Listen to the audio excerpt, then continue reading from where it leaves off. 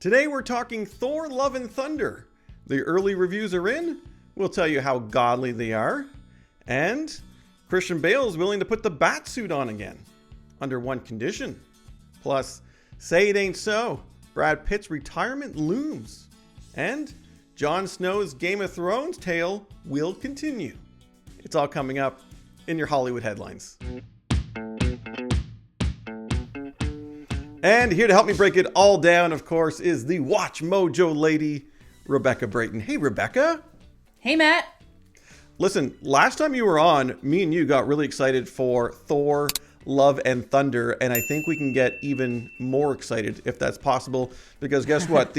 The early reactions, the early reviews, those lucky people who got to see it ahead of time, I'm not one of them, but some people did, and guess what? Glowing reviews. I was just going through it a moment ago, and they are calling it not only electric, wild, uproariously hilarious, like legit laugh out loud. My cheeks hurt from laughing so much. But they also saying, Rebecca, that they're blending that humor with emotion, and they're saying there's a bit of a warning from more than one person saying that at the end, the waterworks might start flowing. We can only speculate what. I thought you were going to say it's the first Marvel movie with nudity, which it is, apparently. Well, that too. Although none of the reviews noted that. But listen, there wasn't a bad one in the bunch. Everyone is saying that this is fantastic. They're not even ho-hum about it. Some are even saying this is their favorite of the phase, the latest phase 4. I mean, how does Marvel keep doing this? Well, I mean, okay, if they stick the landing, I definitely could see how this could be the best Phase 4 movie because, I mean, what's your favorite Phase 4 movie so far?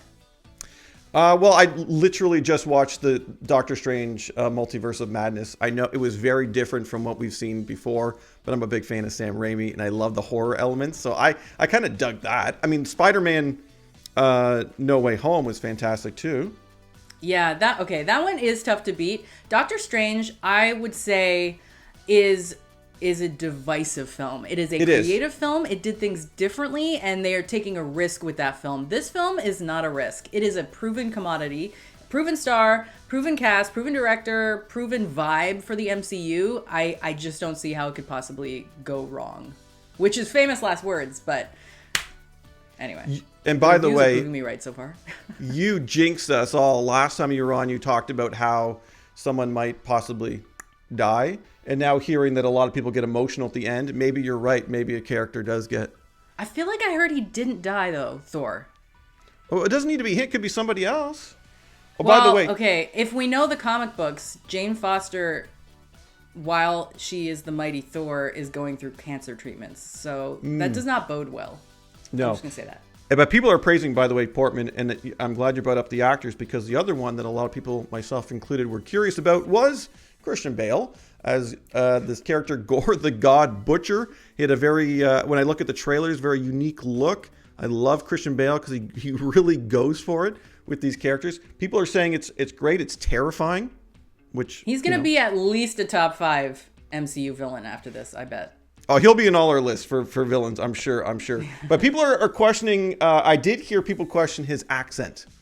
Apparently he's melding like what sounds like 100 different accents into one. So we'll see. Yes, but maybe it's just his real accent, because every time I hear him speak with his real voice, I'm like, that's what he sounds like? Right?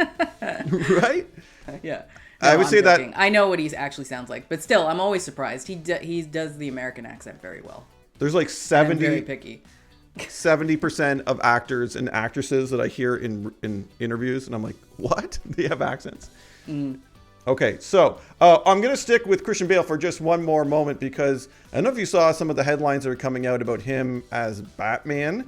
He is saying, well, we got to mention it because he's saying he would do it. He would be Batman again. Christian Bale, of course, was Batman. The caveat is that it has to be directed. If Nolan returns, right?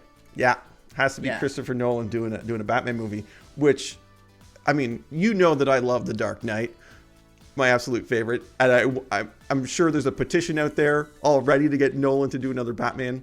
I mean, come on, we live in the world of multiverses. We can get another Christian Bale Batman out there. Oh my God, can you imagine a movie with all the Batmans? First of all.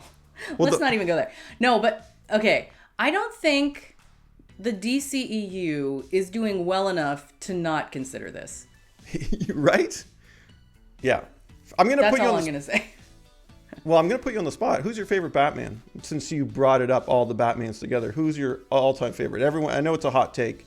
Anytime we get someone to answer that.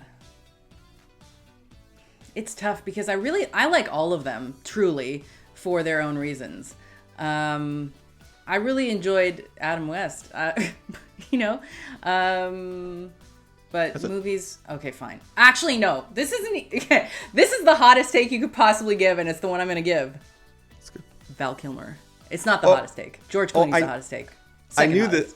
I knew this. I knew you have a really soft spot for Batman Forever, right? I really do. Yeah. I knew that. Yeah. I don't hate that movie, but yeah, Val Kilmer, that's a choice. That's a choice. It is a choice. But okay, to be fair, he's not my favorite Batman, but I at the time thought he was very attractive in the film, and it works for that movie, but that movie is very specific. So Michael Keaton and Nobody Come For Me.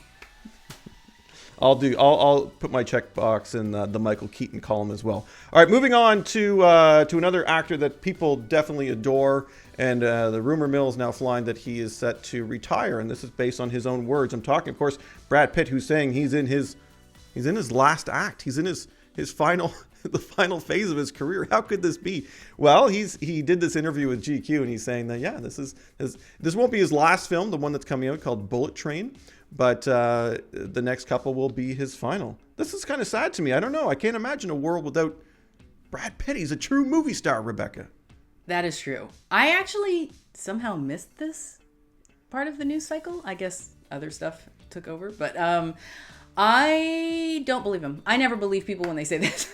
I'm sure he'll retire for 5-10 years. He'll, go climb Kilimanjaro, I'm sure. Do his thing, but I definitely see him coming back unless there's something we don't know. Like Bruce Willis obviously retired because there was a health issue there. I mean, he didn't mention that, so. No, I think Brad Pitt just says that he just feels like he's getting older and it's time to move on. That's the gist I got of it.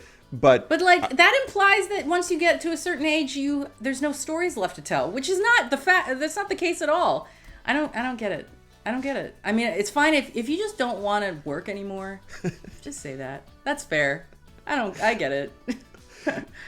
You bring up a good point because some actors find a whole second career later in life. Look at your Sean Connery, who completely resurrected his career in his golden years. I don't know. What's your favorite Brad Pitt movie? Putting you on the spot once again. Do the Ocean's movies count? Of course. Okay, then probably that's them. Quintessential Brad Pitt. I'm going to throw out Snatch.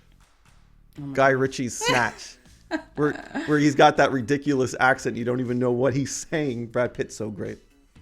So great. Yeah, no, it'll be sad if he does go, but not anytime super soon, but he does say this is his final act. All right, lastly, it is not the final act for Jon Snow. Game of Thrones fans, well, we were disappointed with Season 8's finale. This is going to be a sequel to Jon Snow's character and his... Oh, it's a sequel? Yeah. I thought... Okay, sorry. I thought it was a prequel.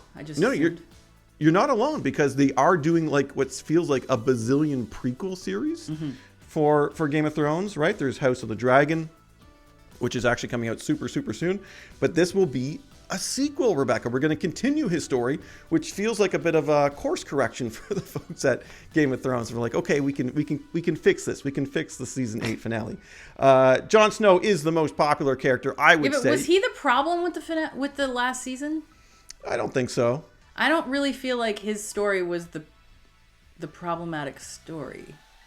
No, but actually, no, wait, never mind. I just remembered what his story was. Disregard. He was included in what I would say was not a very good part of that final season. But this is a big deal because I would say he's probably the most popular character, and this was his idea, by the way, the actor. I guess Eternals just wasn't enough. You know what? I think maybe his career stalled a little bit. But are you in for I mean, I'm sure it'll be fine. Look, you know what? I think this is my hot take, perhaps. I think all of these Game of Thrones apology shows are going to work. So I think we're all going to forget about how we hated Game of Thrones for like 3-4 years. When did it end? I don't remember. Yeah, but I feel like it's lost some of their muster. I mean, House of the Dragon does look great. There are a bunch of other prequel stuff that hasn't officially gotten the go-ahead, but they're in the works. And then there's going to be some animated Game of Thrones stuff as well, which will be interesting. But yeah, so it looks like we are not done with Game of Thrones. But if there is this Jon Snow sequel series, which HBO is saying, yeah, there will be, then I think that could be a good thing. The GOTCU. And I'm sure I don't think that's good. I think we can workshop that. Yeah, call us HBO. We'll figure it out. Rebecca, thank you for helping me break all this down today. So much fun.